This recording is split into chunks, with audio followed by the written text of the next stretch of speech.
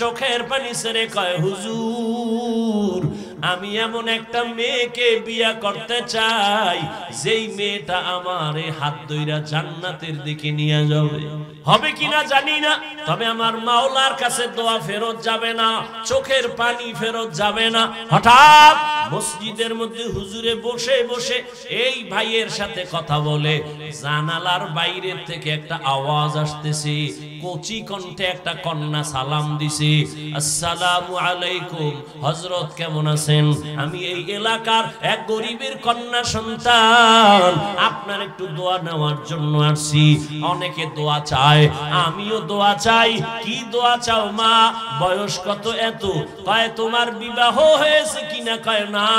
কেন তোমার বিয়া হয় না? বয়সের সীমানা তো পারায় যাচ্ছে। মেয়েটা ডাক দিয়ে কয় হুজুর আমি আমার আল্লাহর কাছে দোয়া করতেছি, এমন একজন স্বামী আল্লাহ যেন আমারে দেয়, আমার হাত ধইরা যেন জান্নাতে নিয়ে যায়। তোমার আমার কাছে অভাব, আমার মালিকের কাছে কোনোটার অভাব নাই। হুজুর কয় রে যুবক, মাওলায় বুঝি তোর চোখের পানি কবুল করে ফেলছে, বিয়া করবিনি? বলে হুজুর আপনার দোয়া থাকলে আগাবো।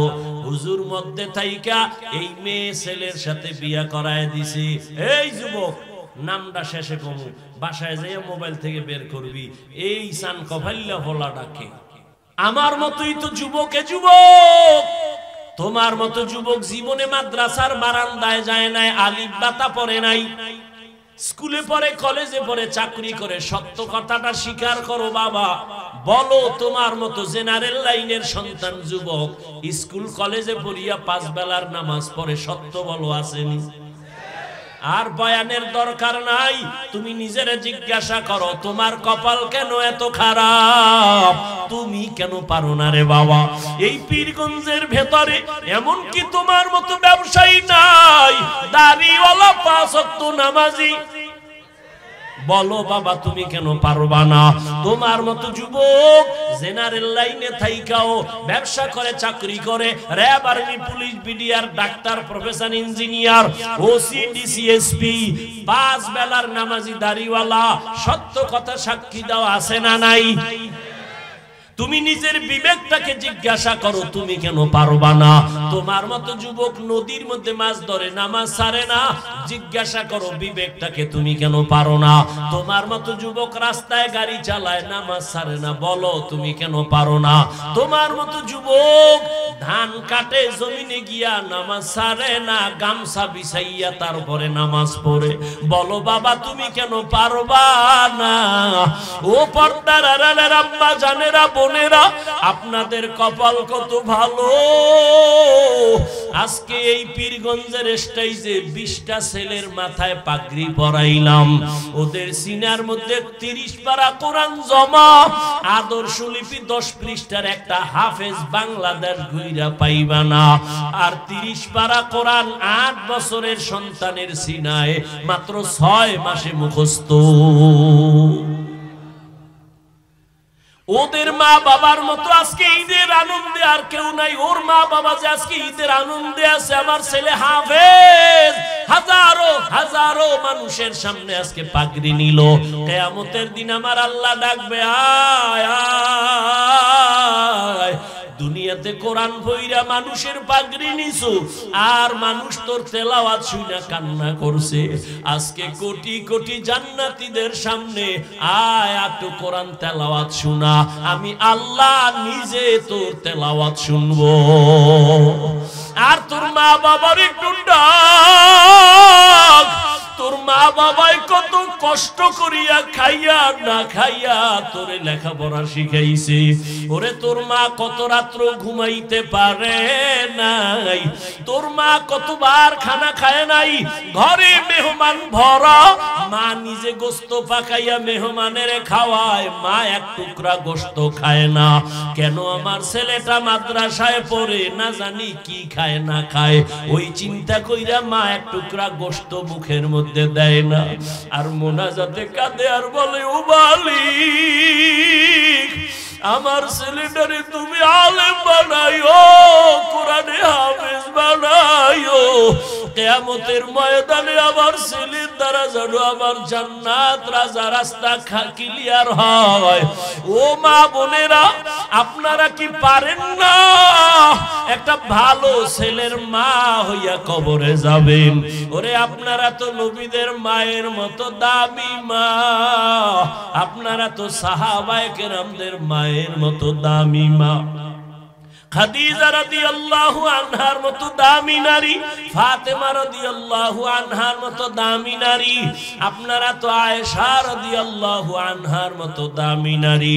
ও পর্দার আড়ালের আম্মা জানেরা, আপনারা তো ইসমাঈল নবীর মা হাজেরা আলাইহিস সালামের মতো দামি নারী, আপনারা তো ঈসা নবীর মা মারিয়াম আলাইহিস সালামের মতো বড় দামি নারী। এই দুনিয়ায় বড় আল্লাহর দুশমন ফেরাউন আল্লাহর সাথে বেয়াদবি আর চ্যালেঞ্জ কইরা নিজেরে খোদা দাবি করলো। জানা থাকলে একটু বলেন আপনারা, সেই বেঈমানের ঘরে তার স্ত্রীকে? ও পর্দার আড়ালের আম্মা জান, ওই বেঈমানের ঘরে আসিয়া কেমন স্ত্রী, আল্লাহর এমন আশিকা, এমন জাকেরা, এমন শাকেরা। রহমতের নবী বলেন কিয়ামতের দিন জান্নাতে আসিয়ার সাথে আমার বিয়া হয়ে যাবে। ও পীরগঞ্জের মা, আপনার স্বামী তো ফেরাউনের মতো খারাপ না, আপনার স্বামী তো আলেমের মোহাব্বত করে। আপনি যদি নামাজ পড়িয়া স্বামীর জন্য দোয়া করতেন, ও আল্লাহ আমার স্বামী দিন নাই রাত নাই কত কষ্ট করে কামাই করে, একটা স্বামীও নিজের জন্য কষ্ট করে না। সব স্বামীরা সন্তানের মুখে, স্ত্রীর মুখে হাসি ফুটাবার জন্য গাধার মতো কষ্ট করে। ও মা, আপনি যদি নামাজ পড়িয়া দোয়া করতেন, আল্লাহ আমার স্বামীর কামাই রুজিতে বরকত বাড়াও, আমার স্বামীর হায়াতে বরকত দাও, ও আল্লাহ সুস্থ রাখো। আর ঘরে আসার পরে যদি হাসি মুখে বুঝাইতেন, ও স্বামী আমিও নামাজ পড়ি, তুমিও নামাজটা ধইরা ফালাও। আর জীবনে আমার একটা আবদার, একটা দাবি, আমি আমার মা বাবার মায়া আর আদর চাইরা তোমার ঘরে আসছি রে স্বামী। তোমার কাছে আমার জীবনের একটা দাবি, জীবনে কোনোদিন অবৈধ আর হারাম টাকা ঘরে ঢুকাইবা না।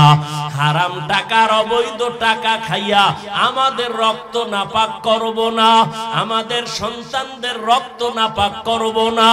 এরে আম্মা জান, স্বামীটাকে যদি বুঝাইতেন, আপনার স্বামী জীবনেও অবৈধ হারাম টাকা ঘরে নিত না, 5 ওয়াক্ত নামাজ পড়তো। ও আম্মা জানেরা, আপনার মতো কত মা এখনো খুঁজলে পাবেন, নামাজ ছাড়ে না, বেপরদায় চলে না, মোবাইলে চরিত্র বিক্রি করে না, স্বামীর মাল হেফাজত করে। আপনারা কেন পারবেন না? এখনো কি তওবা করবেন না রে মা? কয়দিন আর দুনিয়াতে বাহাদুরি করবেন? সময় আছে, তওবা করে নেন। আপনার সন্তানটারে ডাক্তার বানাইয়েন, আপনার সন্তানটাকে ইঞ্জিনিয়ার বানাবেন, ধন্যবাদ, দোয়া করি। আপনার সন্তানকে প্রফেসর বানাবেন, আলহামদুলিল্লাহ। তবে আমার দাবি, আপনার সন্তানটারে বেয়াদব বানাইবেন না। আপনার সন্তান কোনোদিন যেন মা বাবার সাথে বেয়াদবি না করে, কোনোদিন শিক্ষকের সাথে যেন বেয়াদবি আচরণ না করে। আপনার সন্তান কোনোদিন যেন আলেমদের সাথে বেয়াদবি না করে। তাহলে ডাক্তার হলেও আপনার জীবন সফল, ইঞ্জিনিয়ার হলেও জীবন সফল। এরে আম্মা জান, সন্তানটারে যদি মাঝে মাঝে বুঝাইতেন, রে বাবা আমি তোর মা, জীবনে তোরে নিয়ে কম কষ্ট করি নাই, আমার জীবনের তোর কাছে আমার আবদার, জীবনে মিথ্যা কথা বলবি না, কারো হক নষ্ট করবি না, কারো সাথে খারাপ ব্যবহার করিয়া বরদোয়া নিবি না। যদি সন্তানের বুঝাইতেন, ডাক্তার হইয়া ও সন্তান অনেক দামি হয়ে যাইত। ওই আল্লাহর ওলি এই যুবক আর যুবতীর সাথে বিবাহ করায় দিল। এবার মনের মতো বউ পাইছে ভাই, আবার মহিলাটাও মনের মতো একজন স্বামী পাইল। আজান হলেই তো পাগল হয়ে যায় দুজন, দুনিয়ার সব কাজ বাদ, নামাজে দাঁড়াও। আবার নামাজের পরে আমল তেলাওয়াত, এভাবে আমল শুরু করলো। ফজরের সময় স্বামী যদি আগে উঠে স্ত্রীকে ডাক দেয়, উঠো নামাজ আদায় করো। আবার স্ত্রী যদি আগে উঠে স্বামীকে ডাক দেয়, উঠো নামাজ পড়ো। নামাজ পড়া দুজনার একটা চাওয়া আল্লাহর কাছে। স্ত্রীও কাঁদে আর কয়, স্বামীও একই দোয়া করে, আল্লাহ মনের মতো স্বামী পাইছি, স্ত্রীও পাইলাম, দুইজনে এখন বাগান সাজাবো। পাহারা দেওয়ার জন্য বাগানটাকে নেককার একটা ছেলে দান করো। দুইজনার দোয়া কবুল হতে চলছে, এক হাতে তালি বাজে না, বিনা বাতাসে পানি নড়ে না। ঠিক স্বামী আর স্ত্রীর মন যদি এক না হয়, ওই বাগানে কোনোদিন ফুল ফোটে না। স্ত্রীর মনও এক, স্বামীর মনটাও এক। দুইজনে কান্না করে দোয়া করতেছেন, হে মালিক নেককার সন্তান দিও। আল্লাহ এমন একটা সন্তান তাদের দান করলেন। এই সন্তান দুনিয়াতে আসা মাত্র ডান কানে আজানের আওয়াজ, বাম কানে ইকামতের আওয়াজ। 7 দিনের দিন চুল ফালায় একটা সুন্দর নাম রাখছে। নাম রাখার পরে এবার সন্তানটারে আদব শিক্ষা দিতেছে। আদব শিক্ষা দিয়া এমন একটা আদর্শের সন্তান মা বাবা উপহার দিয়া গেল। ইতিহাসের পৃষ্ঠা যদি খুলো বাবারা, নামটা দেখবা স্বর্ণাক্ষরে লেখা। গুগলে সার্চ দিয়া বাসায় গিয়া বাইর কইরো, ওই দুইজনার মিলন মেলার বাগানের ফুটন্ত গোলাপ এমন এক সন্তান। বীর যোদ্ধা হইয়া ঈমানের পাওয়ার নিয়া বাইতুল মুকদ্দাসে গেলেন। বাইতুল মুকদ্দাস জেরুজালেমে যাইয়া ইহুদি বেঈমানের হাত থেকে প্রথম কিবলা বাইতুল মাকদিসকে হস্তগত করে ফেললেন। ওই মালয়েশিয়া, রাশিয়া সব বেঈমানের মোকাবেলায় বিজয়ের পতাকা উড্ডীন করলেন। ওই সন্তানের নাম এমন কোন ইতিহাসবিদ নাই জানে না, এমন কোন শিক্ষিত মানুষ নাই জানে না। এমন বীর পুরুষকে যার শিক্ষা নিয়ে যার অবদানকে কেউ অস্বীকার করতে পারে না। মিশর হাতে নিয়ে নিল, রাশিয়া হাতে নিয়ে নিল, বাইতুল মুকদ্দাস ইহুদিকে নিপাত করে হাতে নিয়ে নিল। এই ভাগ্যবান ভাগ্যবতী মায়ের সন্তান, ভাগ্যবান বাবার সন্তান। ইতিহাসের পৃষ্ঠায় তার নাম সুলতান সালাউদ্দিন আইয়ুবী রহমাতুল্লাহি আলাইহি। 4 মাযহাবের 4 ইমাম, এর মধ্যে একজন ইমাম হলেন ইমাম শাফিঈ রহমাতুল্লাহি আলাইহি। তিনি লেখছেন, আল্লাহ যদি কোরআনে হাকিমের মধ্যে 6666 আয়াত সবগুলো যদি অবতীর্ণ নাও করতেন, শুধু আল আসরে সূরাটা দিয়া বলতেন, দুনিয়ার মানুষ এই সূরার উপরে আমল করো। আর মানুষ যদি ওয়াল আসরে সূরাটা উপরে আমল করে জীবন চালাইতো, বিনা হিসাবে জান্নাতি হয়ে যাইতো। কাদের কুদরত দারি বার কামাল, আনতা রব্বি আনতা হাসবি জুল জালাল, তুহি কাদের জলিলুল্লাহ জাহাদার, বহর হালে তুহি মেরা নেগাহদার। সূরাটার এমন পাওয়ার। সূরাটার শুরুতে আল্লাহ শপথ করলেন ওয়াল আসর, আসরের শপথ। আল্লাহ শুধু এখানে না, কোরআনের বিভিন্ন জায়গায় শপথ করেছেন, কসম করেছেন। একটু জবাব দেন, আল্লাহর কোরআন সত্য না মিথ্যা? কত % সত্য? পুরাটা না অর্ধেক? সবাই একমত? 100 বুঝি না আর 200 বুঝি না, কিয়ামত পর্যন্ত জমিনে আরো যত % বাড়বে, সবার থেকেই আমার আল্লাহর কোরআন সত্য। ই কালামে জিন্দা কুরআনে হাকিম হিকমতে উলা ইয়াজালাস তো কদিম বাখা কুরআন কালামুল্লাহ বশনো কদিমাস্তি নাইনো। আল্লাহ শপথ করলেন কোরআন সত্য। মিথ্যা প্রমাণ করার জন্য ১৫০০ বছর পর্যন্ত অপচেষ্টা কম করে নাই বড় বড় পণ্ডিতেরা। আর কোরআন এমন একটা কিতাব, যে কিতাব কোন সিন্ধুকে তালা দিয়ে রাখা হয় না। কোন হিন্দু ভাই যদি কয় কোরআন চাই, আমি টাকা দিয়ে বলবো নেও, কারণ এটা এমন একটা কিতাব যেটা ধরলেই অ্যাকশন শুরু। যে কিতাব খুইলা দেখবে অ্যাকশন, যে কিতাব তাকায় তাকায় দেখবে অ্যাকশন, যেই কিতাবটা পড়লেও অ্যাকশন, যেই কিতাবের আওয়াজ কানে শুনবে তাতেও অ্যাকশন। এমন একটা কিতাব যদি কারো ঘরের মধ্যে রাখো, ওই ঘর ফেরেশতারা পাহারা দিবে। এত সুন্দর কোরআন, ১৫০০ বছর হয়ে গেছে, একটা ভুল কি কেউ বের করতে পারছে? বরং বহু বিধর্মীরা আল্লাহর কোরআনের সামনে দাঁড়াইয়া ভুল স্বীকার করে কালেমা পড়েছে, কিন্তু কপাল বড় খারাপ, মুসলমানেরা এখনো সেই কোরআনের মর্ম বুঝলো না। কোরআনের মর্ম বুঝে নাই। ঘরের মধ্যে কোরআন আছে, ২০ বছর ৩০ বছর হয়ে গেছে, এমনও কপাল পরা আছে একদিনও খুইলাও দেখলো না যে ভিতরটা কেমন। অথচ নবীর দুশমন আবু জাহাল সারা জীবন নবীর বিরোধিতা করত, কিন্তু রাতের আধারে গোপনে একা একা নবীর ঘরের কিনারায় দাঁড়ায় নবীর জবানের তেলাওয়াত শুনত। কারণ এটা এমন সুন্দর কথা, জমিনে কত গান, কত কবিতা, কত কিছুই শুনলাম, আল্লাহর কোরআনের মতো মজার আওয়াজ আর একটাও নাই। আছে একটা কবিতা বারবার বললে সবাই বিরক্ত হয়, কেউ এই কবিতা শুনতে চায় না, কিন্তু কোনদিন মসজিদের মুসল্লি বলে নাই হুজুর ১৫ বছর ২০ বছর আলহামদু সূরাটাই তো শুনলাম, এবার পাল্টাইয়া পড়েন। কেউ বলছে?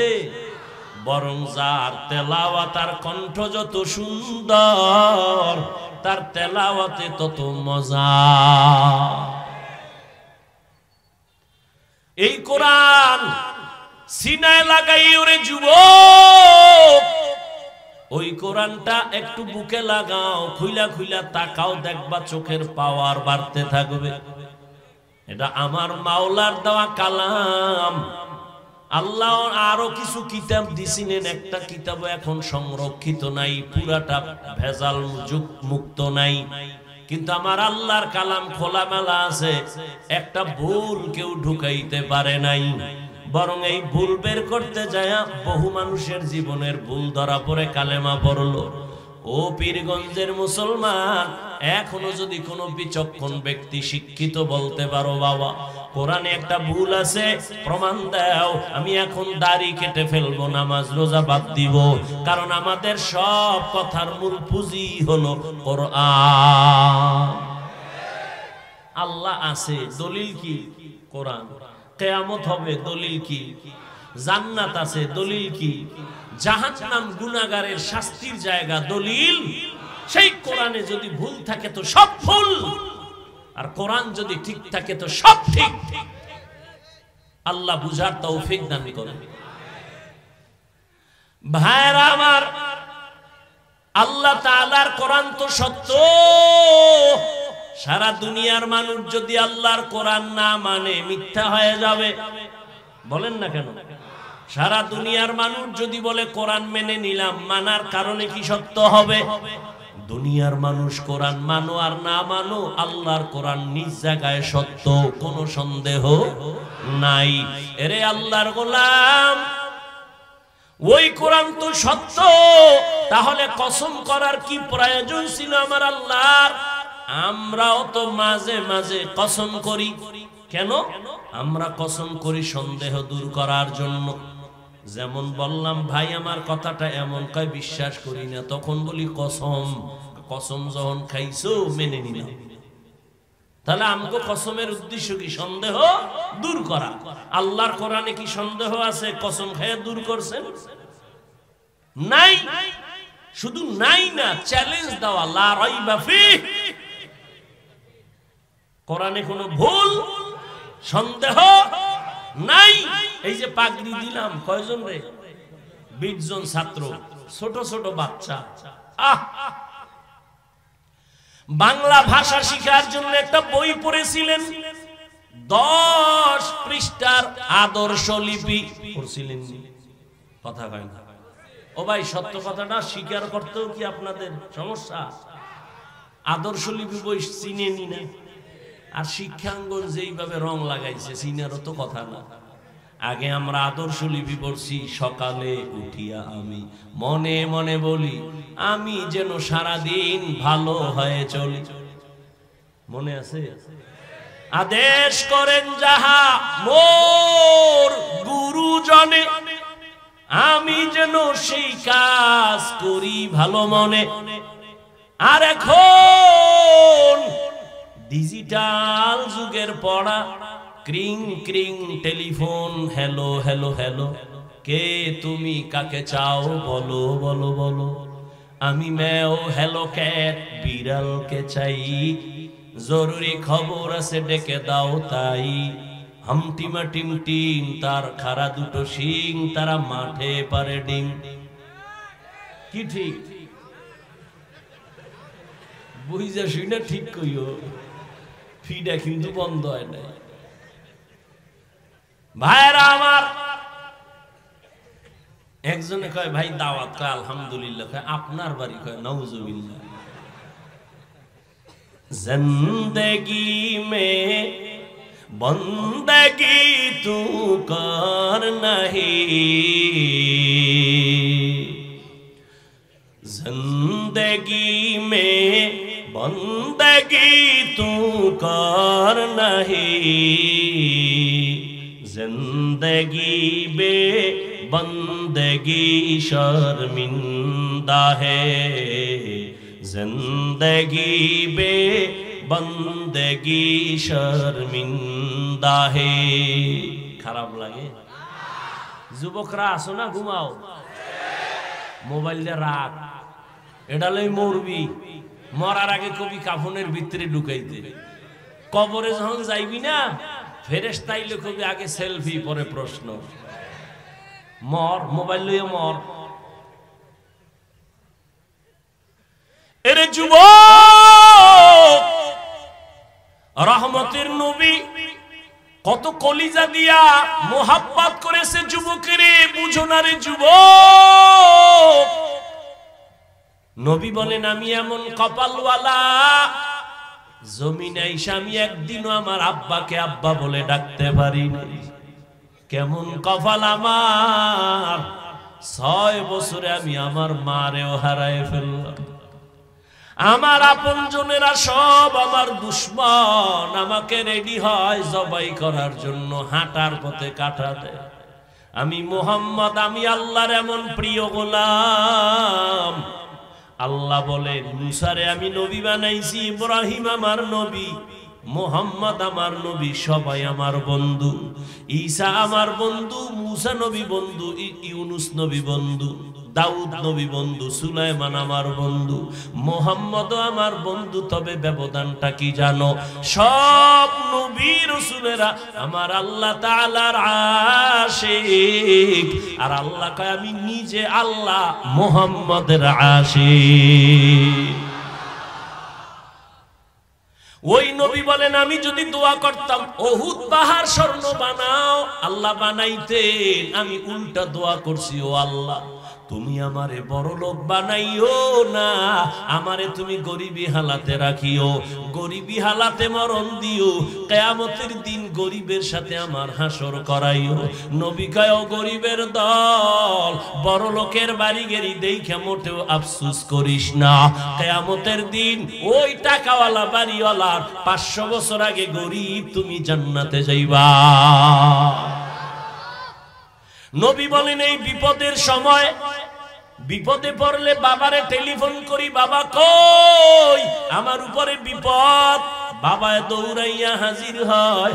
আম্মা জানেরে বলি মা তুমি তো আসতে পারবা না, একটু আমার জন্য দোয়া করিও। নবী কয় আমার মাও নাই, আমার বাবাও নাই, আমি বড় এতিম অবস্থা, আমার চতুর্দিকে দুশ্মন, ওই সময় আমার কেউ নাই। বুড়ারা যারা ছিল আমার সবাই বিরোধিতা করেছে, যুবকেরা আমার উপকার করেছে। ও পীরগঞ্জের যুবক বলো, ১৫০০ বছর পরে তুমি যুবক হইয়া আমার নবীর আদর্শের কি উপকার করলা বলো রে বাবা। আজকে যুবক হইয়া তোমার জীবনটা কেন নষ্ট হচ্ছে, একটু কি চিন্তা করছো? আল্লাহ কুকুর শুয়োরকে আল্লাহ জ্ঞান দেয় না ভালো মন্দ যাচাই করার, আল্লাহ মানুষকে দিছে, কেন তুমি ভাবো না রে বাবা? ৪০ বছর পর্যন্ত তোমার চেহারাটা কখনো নষ্ট হবে না, অথচ মাত্র ২৫-৩০ বছরে তোমার চেহারায় কেন আকর্ষণ নাই, তাকাইলে কেন মায়া লাগে না, তোমার চেহারায় কেন নূর নাই? দরওয়াজা জানালা বন্ধ করিয়া সারাটা রাত মোবাইল হাতে নিয়া কবিরা গুনাহ কবিরা গুনাহ কবিরা গুনাহ কইরা কইরা কাটাইছো, মাও জানে না বাবাও জানে না, সবাইর দরজা বন্ধ রাখছো, কিন্তু আমার মাওলারে ফাঁকি দেওয়া যায় না। আমার আল্লাহ তো জানছে তুই রাতের বেলা কি অন্যায় করেছো, আল্লাহ বেজার হইয়া তোর চেহারার নূর নষ্ট করে ফেলেছে। শুধু কি তাই বাবা, ওরে ভালো করে বাসায় গিয়া গুগলে সার্চ দিয়া দেখিস, মোবাইল দেখলে তোর দেহের কি ক্ষতি হয় ভালো করে লেখা আছে। এই মোবাইলের কারণে চোখের পাওয়ার নাই, তোমার হার্ট দুর্বল, ব্রেন দুর্বল, মাথা ব্যথা আগের তুলনায় বেড়ে গেছে, তোমার বুকে ব্যথা বেড়ে গেছে, কিডনির ক্ষতিও হচ্ছে খবর নাই। এমন একটা সময় আসবে যদি ৬০ বছর বাঁচো, অর্ধেক চলে গেছে আর অর্ধেক বাকি, কিন্তু বাকি জীবন বাঁচার জন্য যেই পার্টসগুলো মেয়াদ থাকা দরকার এই মেয়াদ আগে শেষ কইরা ফেলাইছো। কানের মেয়াদ নাই, চোখের মেয়াদ নাই, বাইসা থাকবি পঙ্গু হইয়া বাঁচা লাগবে। আমার চোখ থাকবে, পাওয়ার থাকবে না, হাত থাকবে, শক্তি থাকবে না, জীবন থাকবে, যৌবন তোমার থাকবে না।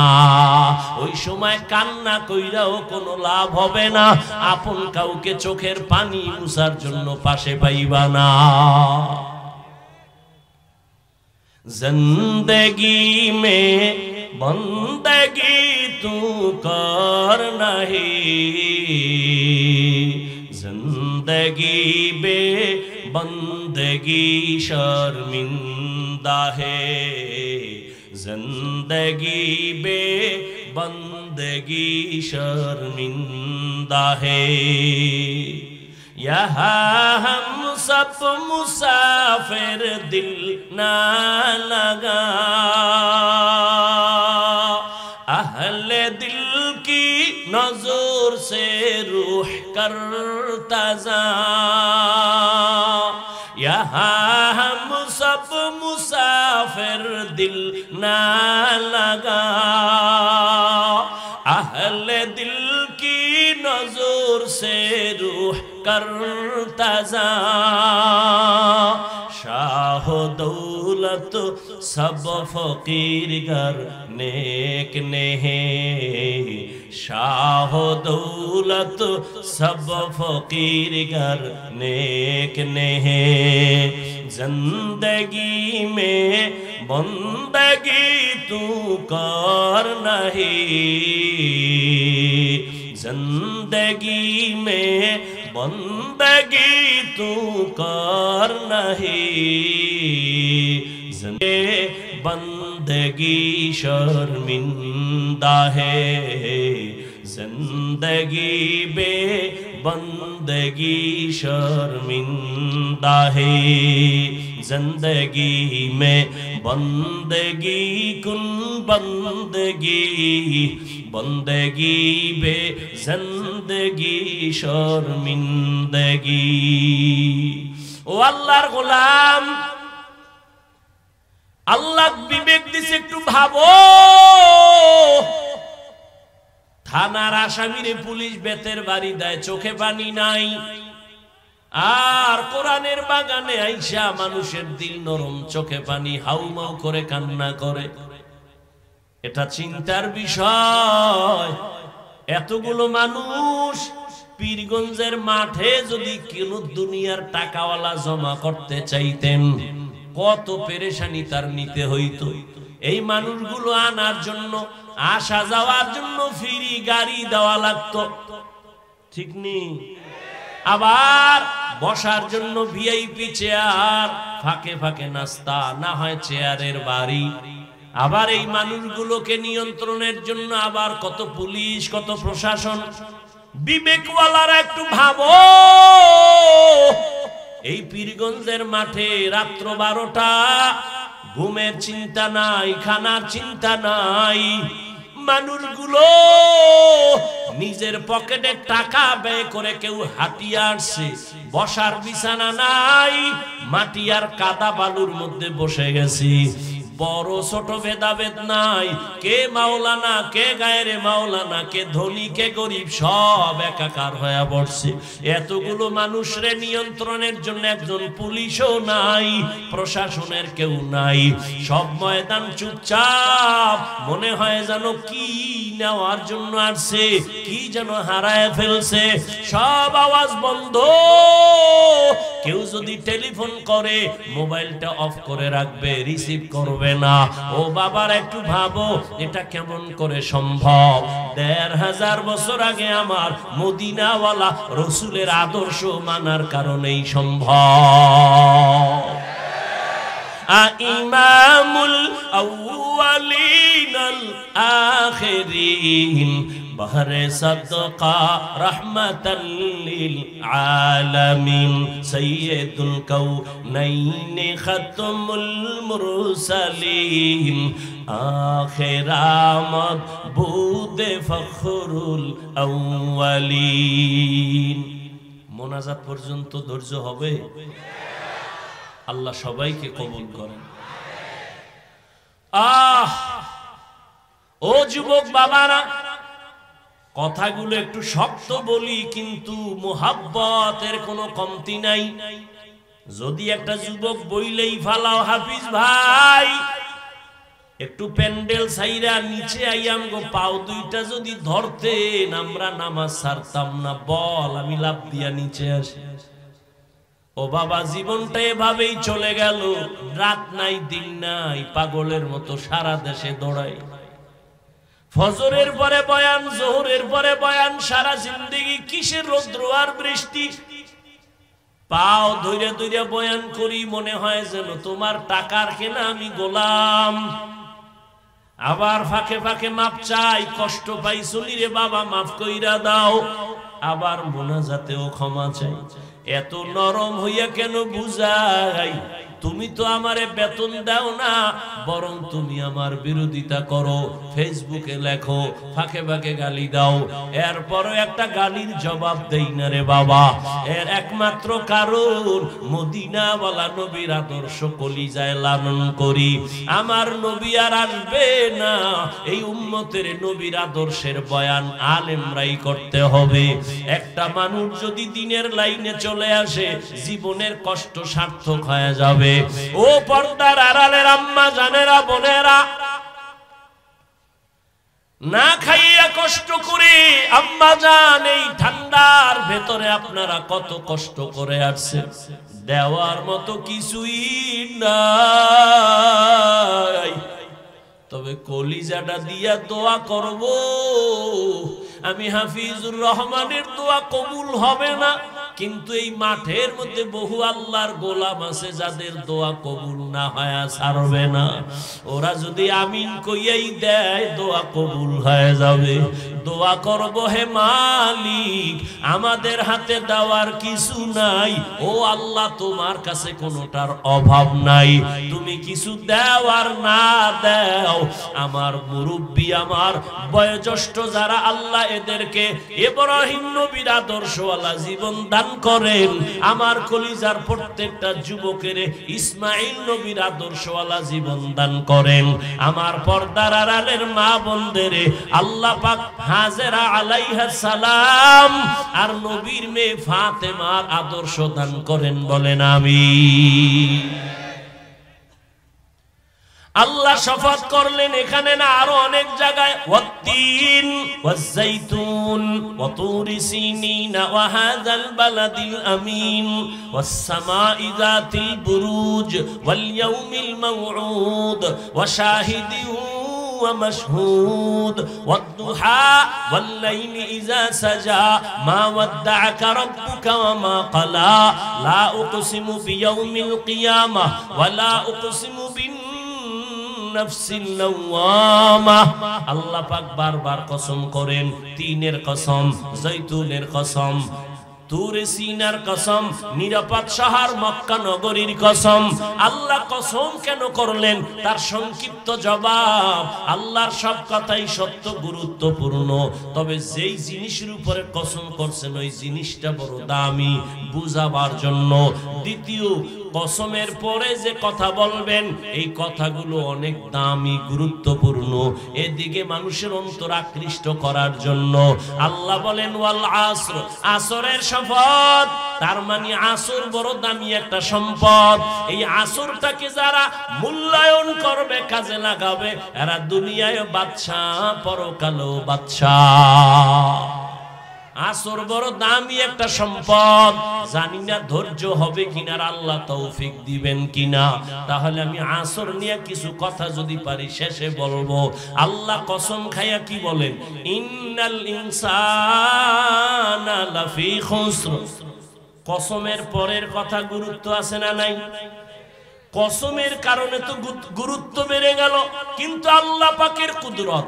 আবার আল্লাহ তাকিদ দিলেন ইন্না, নিশ্চয়ই, একটা না, আবার তাকিদ দিলেন লাফি, লাম তাকিদ, অবশ্যই সব মানুষগুলো জাহান্নামে যাবে। ইন্নাল ইনসানা, আল্লাহ বলেন সব মানুষ লাফি খুস, জাহান্নামে যাবে। কসম খাইলেন, দুইটা তাকিদ দিলেন, এরপরে বললেন দুনিয়ার সব মানুষগুলো জাহান্নামী। আল ইনসানের আলিফ লাম ইস্তিগরাকি, একজন মানুষও বাদ নাই। বাংলাদেশের সব মানুষ জাহান্নামী, আমেরিকার সব মানুষ জাহান্নামী।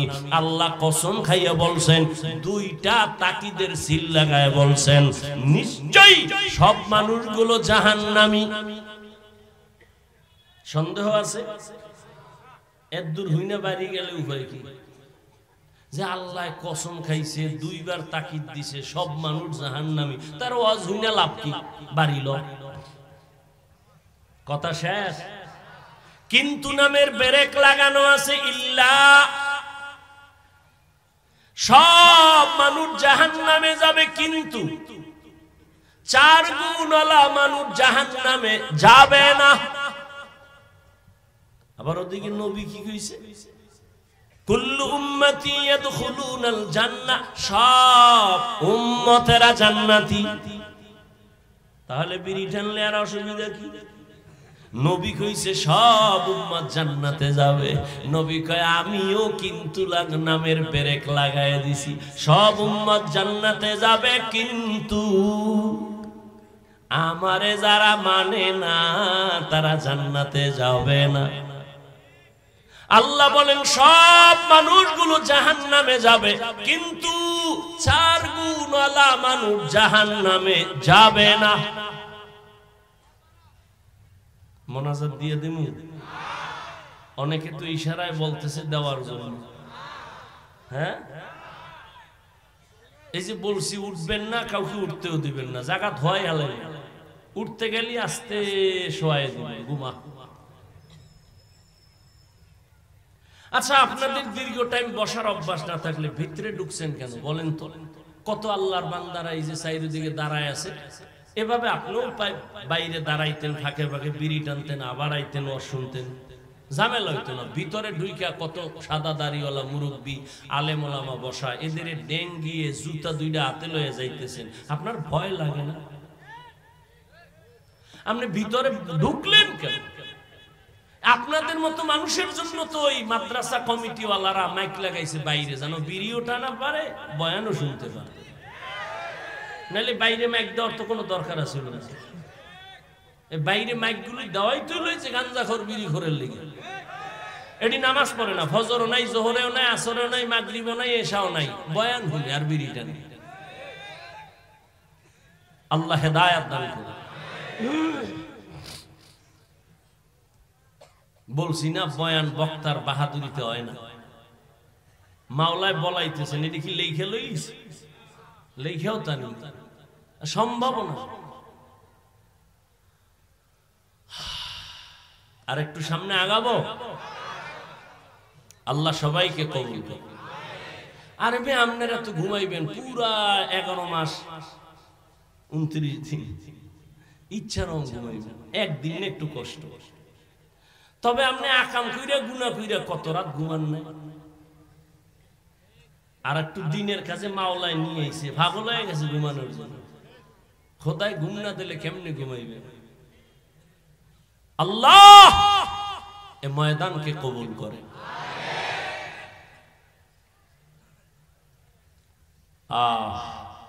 তো আল্লাহ বলেন সব মানুষগুলো জাহান্নামে যাবে, কয় গুণওয়ালারা জান্নাতে যাবে। প্রথম গুণের নাম ঈমান, দ্বিতীয় গুণের নাম হলো নেক আমল। অলাসের সূরা তো সবাই পারেন, কিন্তু মৌলিক কিছু কথা একটু শুনে যান। অলাসের সূরাটা কি কইয়া যাইতেছে আমাদের? সব মানুষ জাহান্নামে যাবে, 4 গুণওয়ালা মানুষ জান্নাতে যাবে। প্রথম গুণ হলো ঈমান, দ্বিতীয় গুণ হলো নেক আমল। কয়টা হইল? আরো বাকি কয়টা? ভালো করে খেয়াল করেন। বাকি 2 গুণের প্রথমটা হলো ঈমান ও আমলের দাওয়াত, অন্যকে দেওয়া। 4 নাম্বার গুণ, যারা ঈমান আমলের বিরোধিতা করে তাদের বাধা দেওয়া। বাধা দিতে গেলে বিপদ আসবে, ধৈর্য ধারণ করা। তার মানে সহজ কথা, ঈমান আমলের দাওয়াত দাও, এর নাম তা'মুরুনা বিল মা'রুফ, অন্যায়ের বাধা দাও, ওয়া তানহাউনা আনিল মুনকার। এবার ভাগ করতেছি।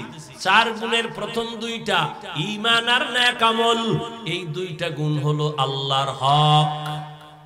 কার হক? বাকি 2টা গুণ হলো বান্দার হক।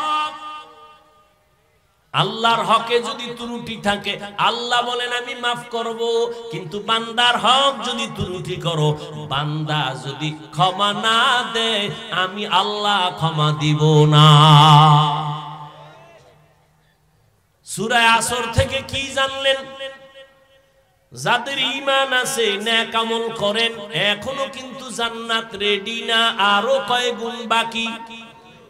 ঈমান আনছেন, নেক আমল করেছেন, মাত্র 2টা আল্লাহর হক, আরো 2টা গুণ আপনার বাকি আছে।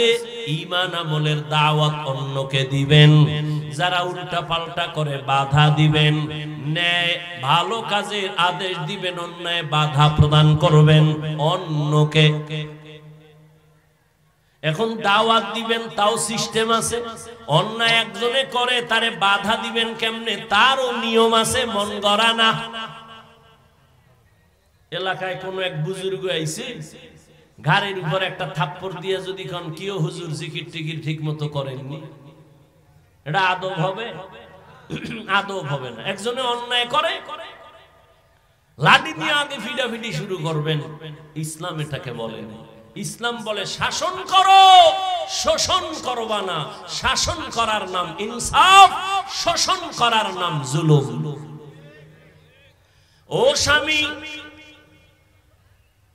আল্লাহ পাক দুই দায়িত্ব, আল্লাহর হক, ঈমান আর নেক আমল। এই দুইটা দায়িত্ব যারা পালন করেন তারা শুধুমাত্র আল্লাহর হক আদায়ের রাস্তায় আসছেন। বাকি দুইটা গুণ আছে বান্দার হক। ঈমান আমলের দাওয়াত দিবেন, যারা ঈমান আমলের লাইনে নাই অন্যায় করবে বাধা দিবেন। এই দুইটা গুণ যাদের এখনো নাই, আপনার জান্নাত এখনো পূর্ণ রেডি হয় নাই। এখন কথা হলো ঈমান আর আমলের দাওয়াত অন্যকে দিবেন, অন্যকে। এবার অন্যের বয়ান শুনেন।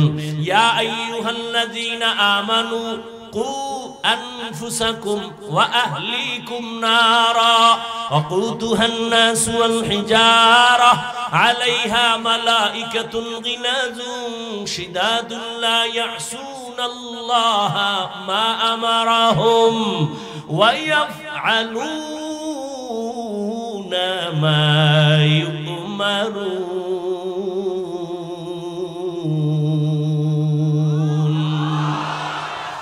কালামে জিন্দা কুরআনে হাকিম হিকমতে উলায়া জালাস্তু কাদিম। আল্লাহ কয় মুমিন জাহান্নামের আগুন থেকে নিজেকে বাঁচাও, তোমার আহালকে বাঁচাও। আল আসরে সূরার আলোচনাগুলো শুনেন। জাহান্নাম থেকে নিজেকে বাঁচাও, এটা এক নাম্বার দায়িত্ব। দ্বিতীয় দায়িত্ব তোমার আহালকে বাঁচাও। তৃতীয় দায়িত্ব তোমার সমাজের বাঁচাও। 4 নাম্বার দায়িত্ব উম্মতের বাঁচাও। এবার কে কার হাল? সন্তান মা বাবার হাল। ও মা বাবা, জাহান্নাম থেকে নিজে আগে বাঁচেন, সন্তানকে বাঁচান। স্বামী স্ত্রী আপনার আহাল। ও স্বামী, জাহান্নাম থেকে আপনি আগে বাঁচেন, আপনার স্ত্রীকে বাঁচান। ও ইমাম ও খতিব সাহেব, মুসল্লি আপনার আহাল। আপনি জাহান্নাম থেকে আগে নিজেকে বাঁচাবেন, এরপরে মুসল্লিদেরকে বাঁচাবেন। ও আল্লাহর গোলাম, ও এলাকার মেম্বার, কমিশনার, ওয়ার্ডের মানুষকে আগে নিজে বাঁচেন, ওয়ার্ডের মানুষকেও জাহান্নাম থেকে বাঁচান। ও চেয়ারম্যান সাহেব, আপনি ইউনিয়নবাসীকে বাঁচাবেন, আগে আপনিও বাঁচবেন। ও এমপি সাহেব, আপনিও জাহান্নামের আগুন থেকে বাঁচেন। আপনার সদস্য যারা আপনার আসনে তাদেরও বাঁচাবেন। সরকার প্রধান, আপনিও জাহান্নাম থেকে বাঁচেন। আপনারা হালপুরা দেশবাসী, এদেরকেও বাঁচান। উলামায়ে কেরাম জাহান্নাম থেকে বাঁচবেন। গোটা দুনিয়ার উম্মত আপনারা হাল, উম্মতেরও বাঁচাবার দাওয়াত দেন, চেষ্টা করেন। মা বাবা, সন্তানের হক আদায় করেন। অনেক মা বাবা কান্না করে, সন্তান আমার হক আদায় করে না। আমি বলি আব্বা জান, আম্মা জান, সন্তানের হক আদায় করছেননি? ঈমান আমল নিজে আনছেন, সন্তানের দাওয়াত দিছেননি? ও স্বামী, ঈমান আমল আনছেননি আর স্ত্রীকে দাওয়াত দিছেননি? কয় দেওয়ার রাস্তাই তো নাই, বিয়া করছি ডানা কাটা ভরি। এইরকম এক ভেজাল লাগিয়ে গেছে। বাঘের বাচ্চা যারে শয়তান ভয় পায়, 27 বছরের যুবক ওমরের আদালত। বাবাই গিয়া দাঁড়ায় বলে, আমার সন্তান আমার হক আদায় করে না। ওমর তো ওমর, কথার আগে তরবারি রেডি।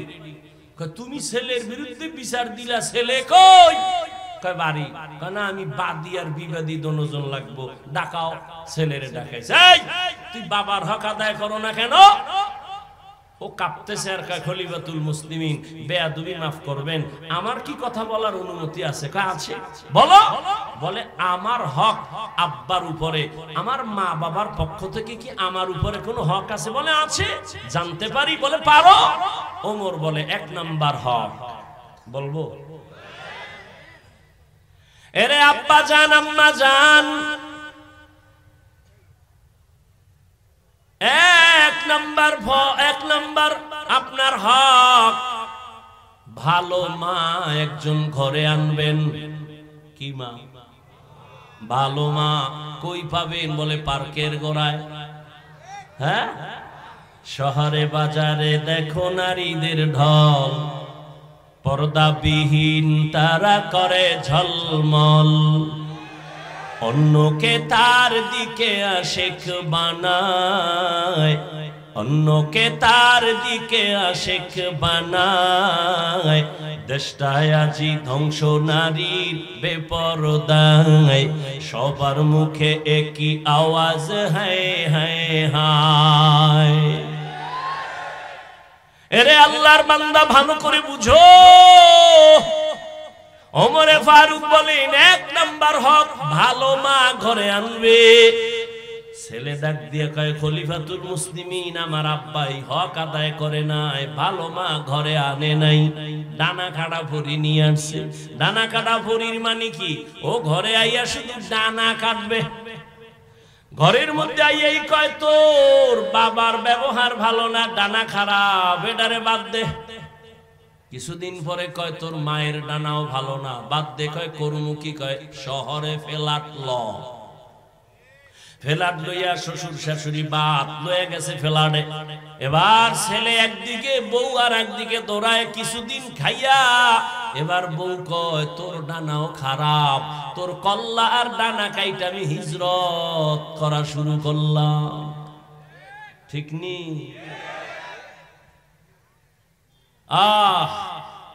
ভালো মা ঘরে আনো। ভালো মা কেমন একটু বলি, ধৈর্য হবে তো। ছোট ভাই বিয়া করে ফেলেছে, বড় ভাই এখনো বিয়া করে নাই। ছোট ভাই একদিন ডাক দিয়া কয় ও মিয়া ভাই আপনি বিবাহ করেন না কেন? কয় মাইয়া ভাই না। দেশে কি মাইয়ার অভাব? কয় যেমন মাইয়া চাই তেমন পাই না। খুব যুবকেরা শুনিস, তোকে কপালে বিয়া নাই। যেই পরিমাণ মোবাইলে অ্যাডভান্স হইয়া আসো, কপালে বিয়া নাই। আর যদি থাকেও তো বউ পাবি না, পাবি জল্লাদ। জুতা মোবারক দিয়া তোরে ফিডাইয়া জাল মিটাইব বিয়ার স্বাদ কেমন। কয় না হুজুর টেনশন নাই, কোরআন শপথ করছে কোরআন।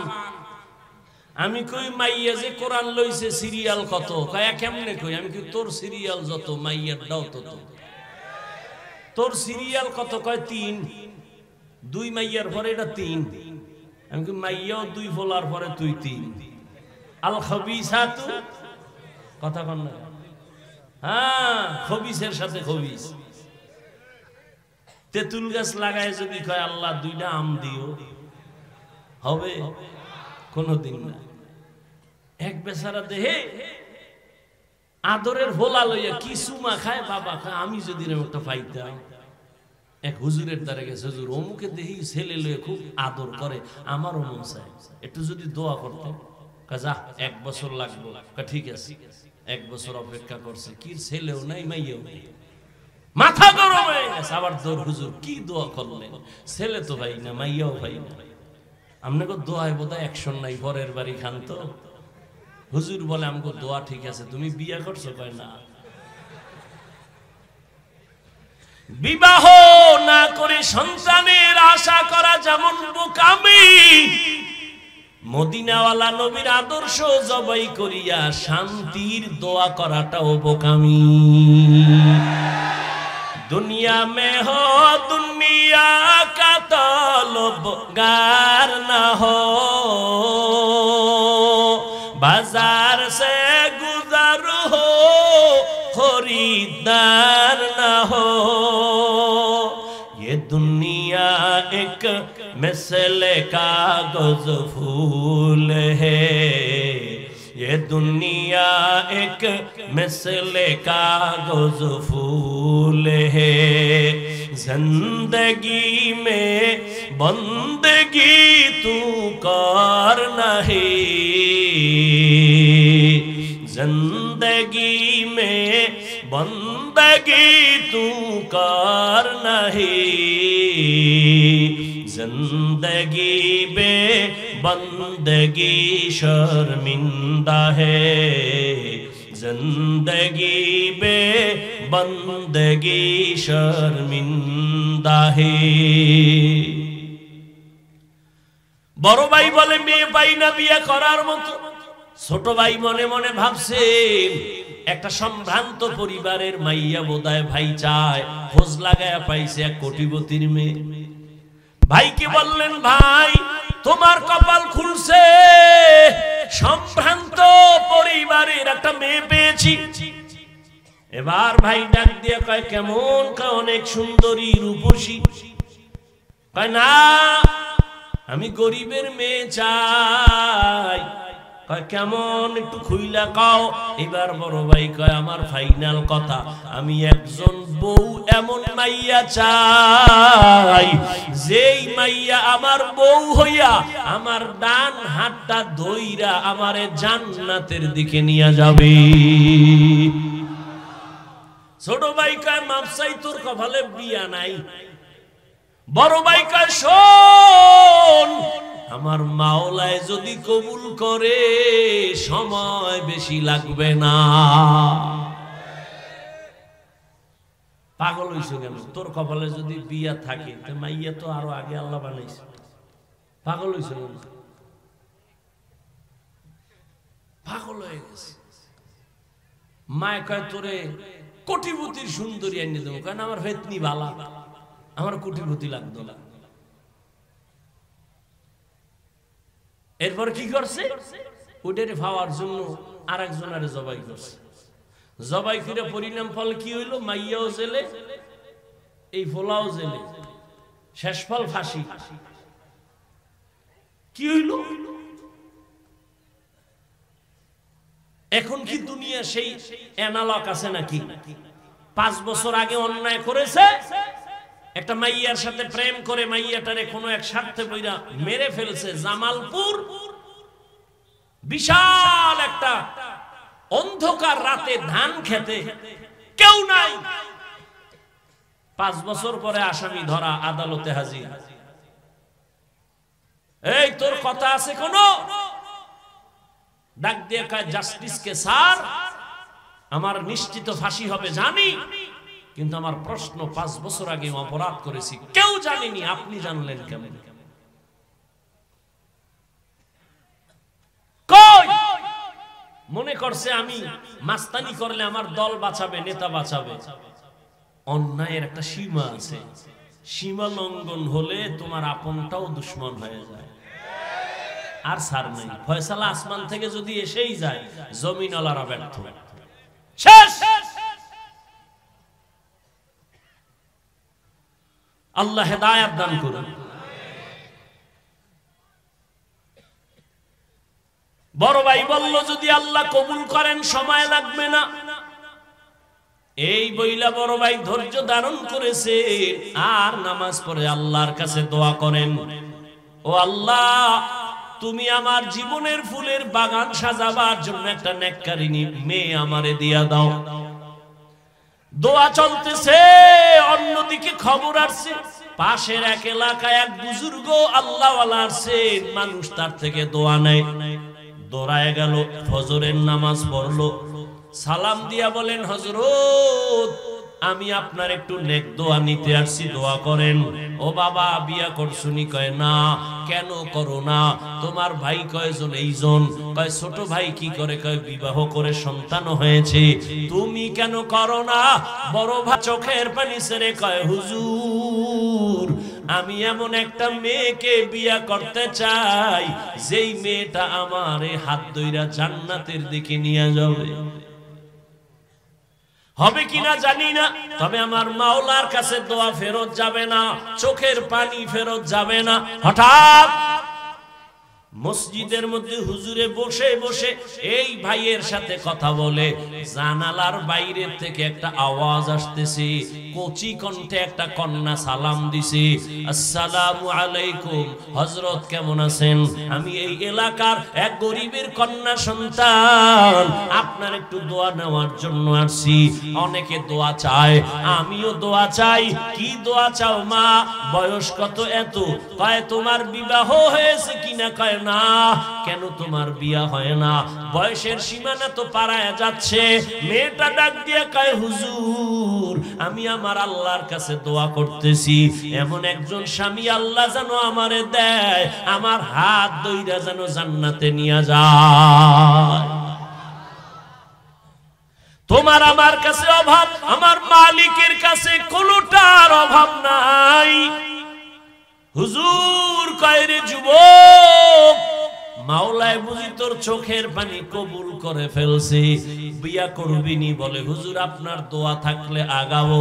হুজুর মধ্যে থাইকা এই মেয়ে ছেলের সাথে বিয়া করায় দিছে। এই যুবক, নামটা শেষে কমু, বাসায় যাইয়া মোবাইল থেকে বের করবি, এই সান কফাইল্লা ফলা ডাকে। আর তুই কে? কি অর্জন করেছ জীবনে? এখন যদি মরে যাও, কথার কথা জানো তোর মা খুশি হবে? তোর কপাল এত খারাপ যে তুই এখন মরলে তোর শিক্ষক খুশি, হুজুরেরা খুশি। কেন? তোর চরিত্র আর ব্যবহারে মা বাবা শান্তিতে নাই। মনে মনে কইব একটা বালা গেছে, বালিশে মাথা লাগায় ভাবিস যে আমার কপালটা এত খারাপ কেন? আমার মতোই তো যুবকে যুবক, তোমার মতো যুবক জীবনে মাদ্রাসার বারান্দায় যায় নাই, আলিফ বাতা পড়ে নাই, স্কুলে পড়ে, কলেজে পড়ে, চাকরি করে। সত্য কথাটা স্বীকার করো বাবা, বলো তোমার মতো জেনারেল লাইনের সন্তান যুবক স্কুল কলেজে পড়িয়া 5 বেলার নামাজ পড়ে, সত্য বলো আসেনি? আর বয়ানের দরকার নাই, তুমি নিজেরে জিজ্ঞাসা করো তোমার কপাল কেন এত খারাপ, তুমি কেন পারো না রে বাবা? এই পীরগঞ্জের ভেতরে এমন কি তোমার মতো ব্যবসায়ী নাই, দাড়িওয়ালা 5 ওয়াক্ত নামাজি? বলো বাবা তুমি কেন পারবা না?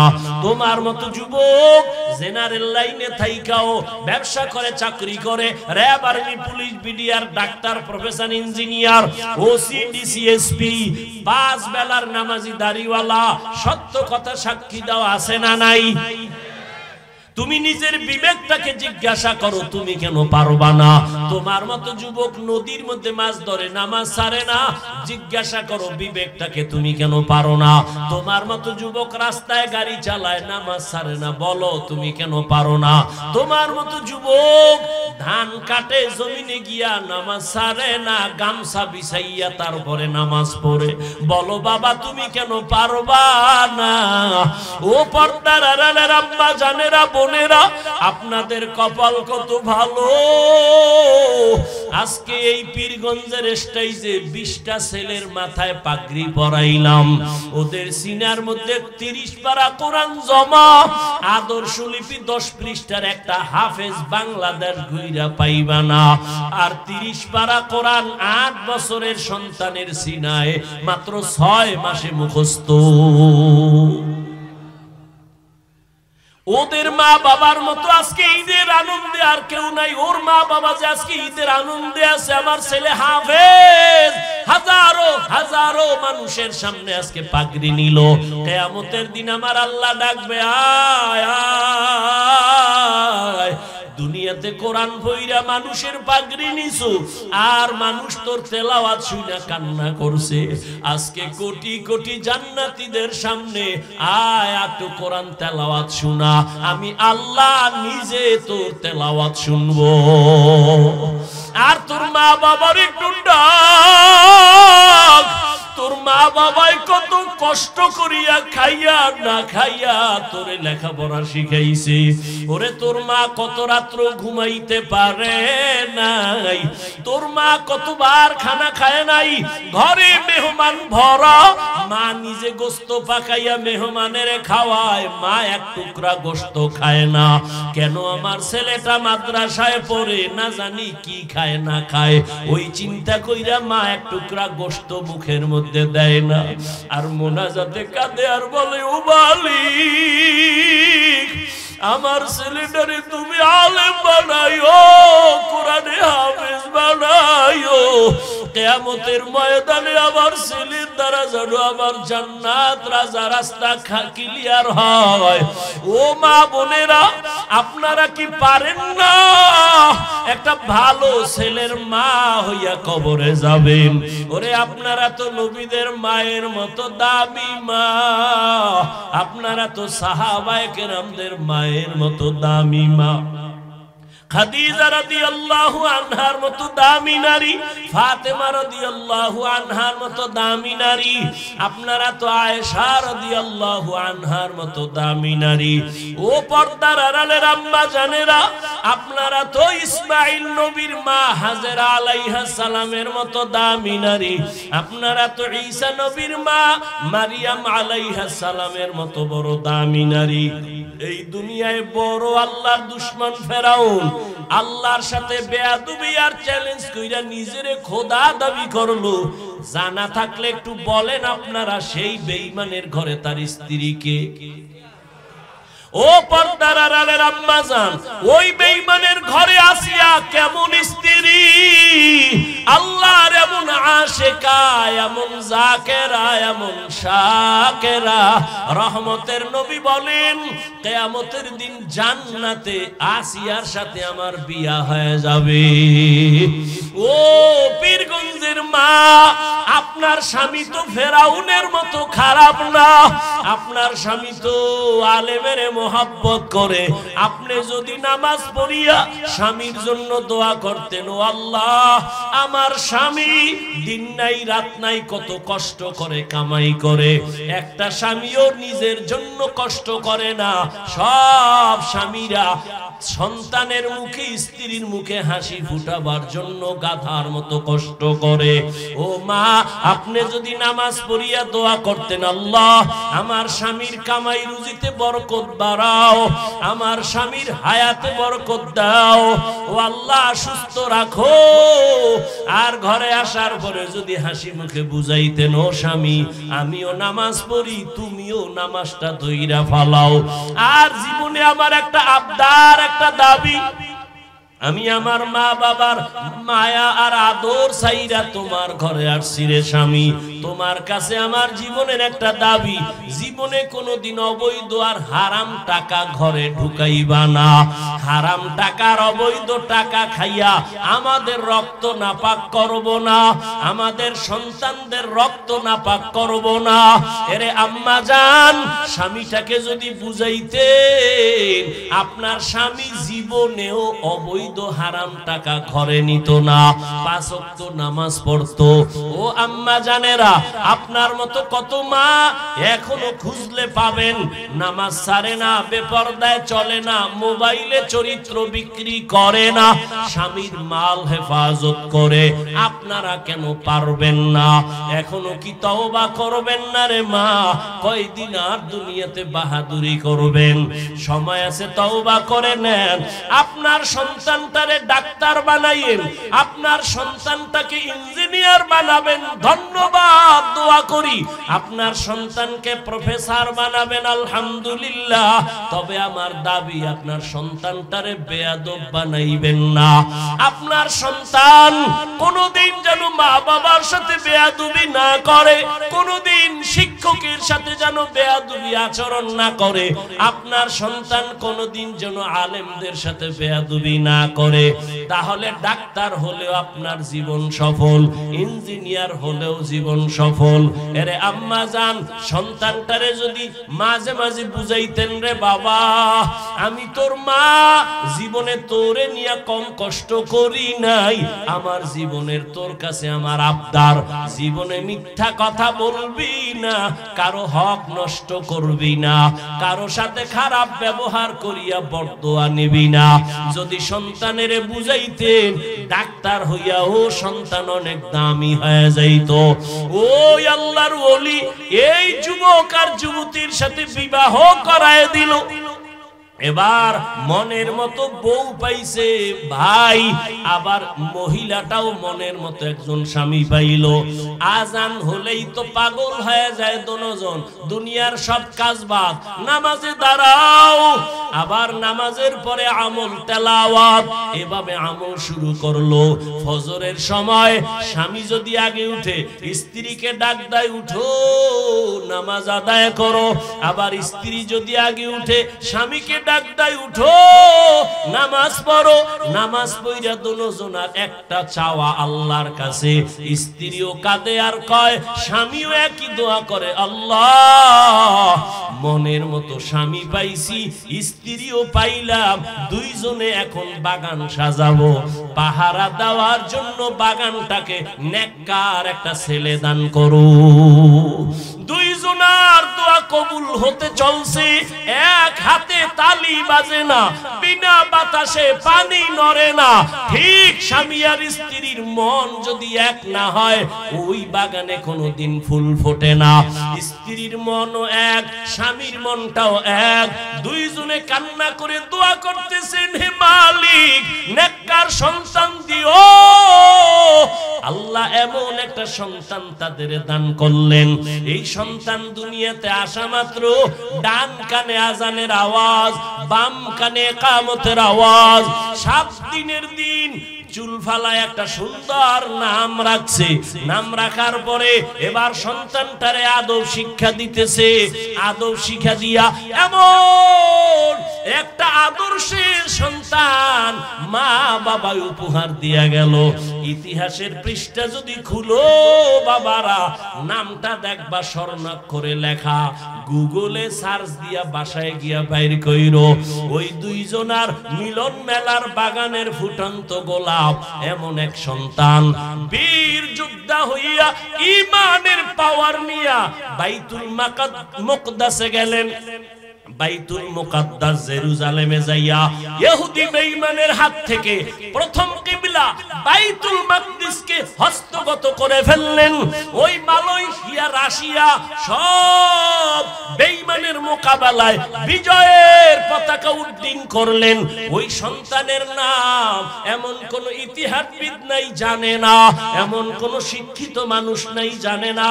এমন বীর পুরুষকে যার শিক্ষা নিয়ে যার অবদানকে কেউ অস্বীকার করতে পারে না।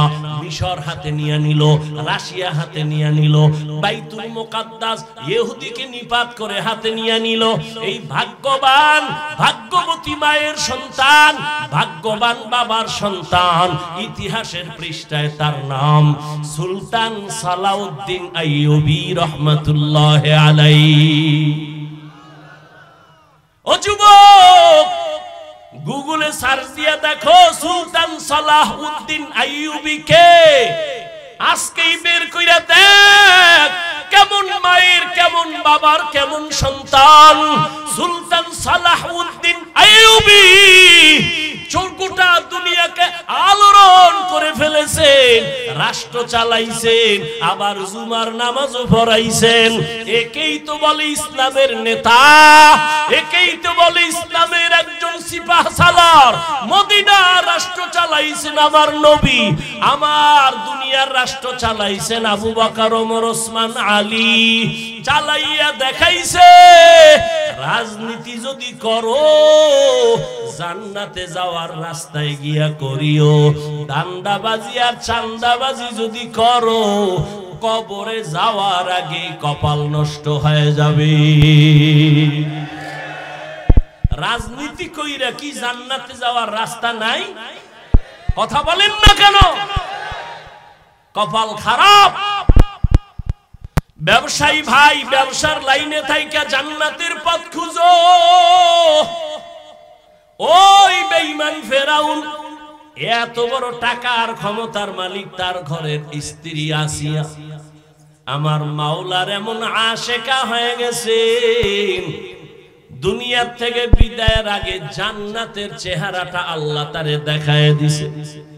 ও যুবক বাবারা, ও বৃদ্ধ বাবাজিরা, আপনাদের মতো কত বুড়া বাবারা হাতের মধ্যে লাঠি নিয়ে মসজিদে গিয়া 5 বেলার নামাজ পড়ে, আপনি কেন পারবেন না?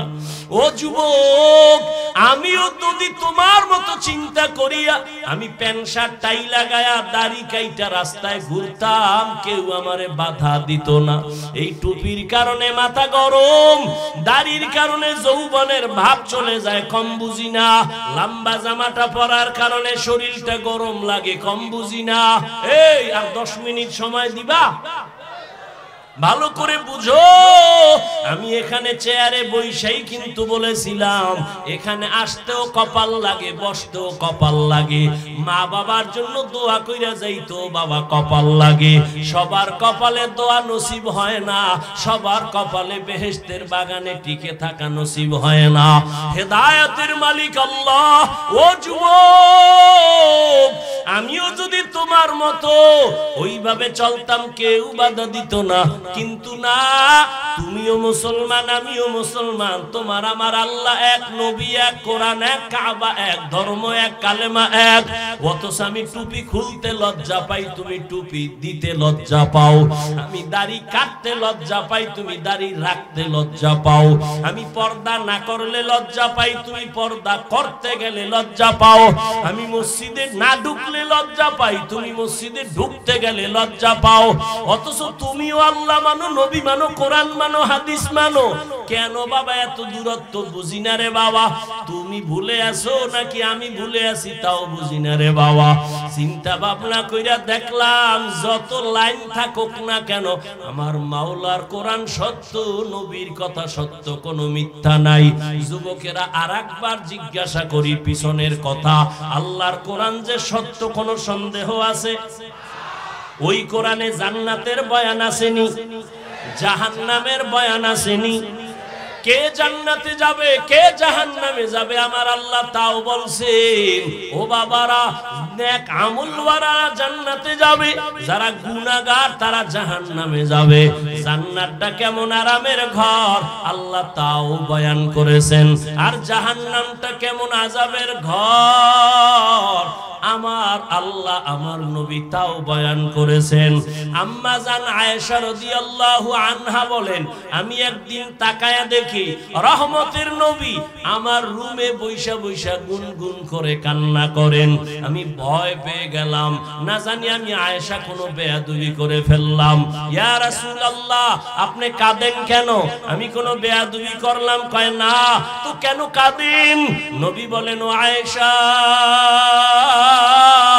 কিয়ামতের ময়দানে আমার উম্মতের কি উপায় হবে সেই ভাবনায় কাঁদতেছি। কিয়ামতের ময়দানে তো ভয়ঙ্কর, এত ভয়ঙ্কর হবে। আম্মা জান আয়েশা বলেন, ইয়া রাসূলুল্লাহ, কিয়ামতের ময়দান কেমন ভয়ঙ্কর? নবী বলেন, এই জমিন হবে কিয়ামতের মাঠ, আরাফার ময়দান হবে আল্লাহর আদালত।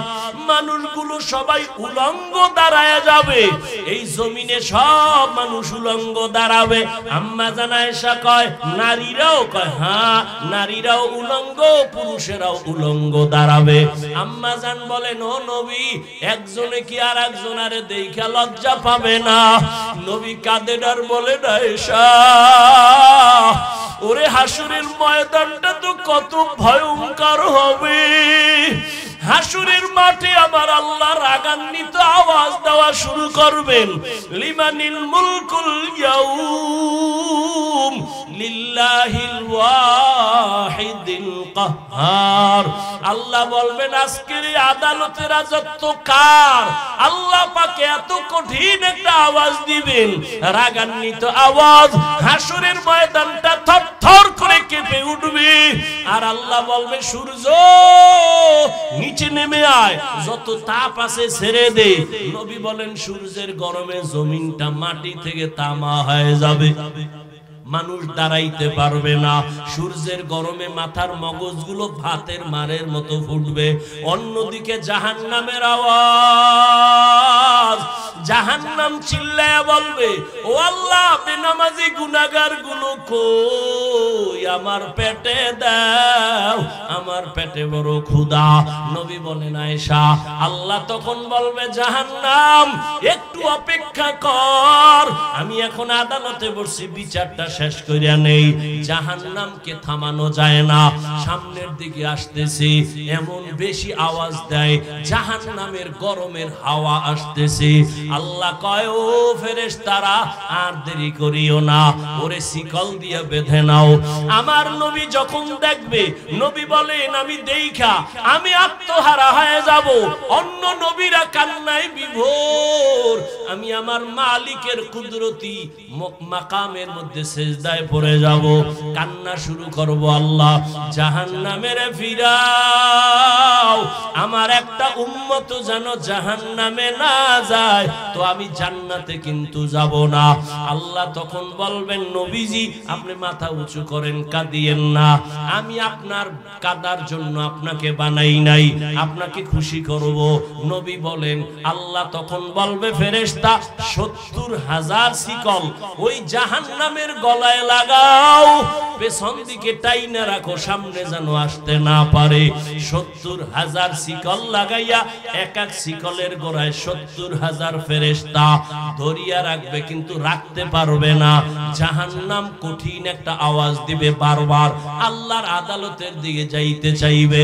শেষ পর্যন্ত নবীজির কান্না দেখা আল্লাহ বলবে ফেরেশতা দিকে আসো। আল্লাহ নিজের কুদরতি হাতে একটু পানি দিয়া বলবে জাহান্নামের গায়ে ছিটাইয়া দাও। জাহান্নামের গায়ে পানিটা ছিটাইয়া দেওয়া মাত্র জাহান্নাম দ্রুত গতিতে পেছনে ভাগতে শুরু করবে। ফেরেশতারা বলবেন আল্লাহ যেই জাহান্নামকে শিকল লাগাইয়া ধরে রাখতে পারি না, এমন কি বরকতের একটু পানি দিলা, জাহান্নাম এখন পিছনে দৌড়ায়। এই পানি কি বরকতের জমজমের পানি, না আবে হায়াতের পানি, না কাউসারের পানি, নাকি দুনিয়ার কোন পাহাড়ের পানি, না সমুদ্রের পানি?